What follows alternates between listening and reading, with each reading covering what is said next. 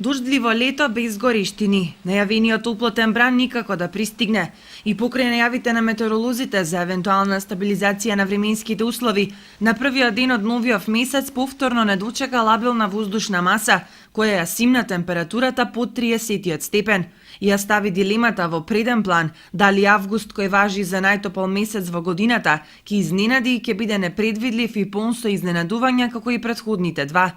Според најновите прогнози на синоптичарите, затоплување не очекува дури од понеделник, кога максималните дневни температури ќе се движат во интервалот помеѓу 30 и 36 степен.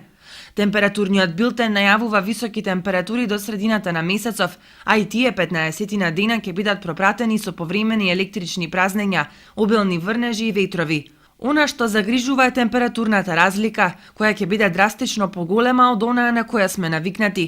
Од топло во ладно постојано ќе опаѓаат и качуваат температурите. Средната месечна температура ќе се движи некаде од 20 до 24 степен.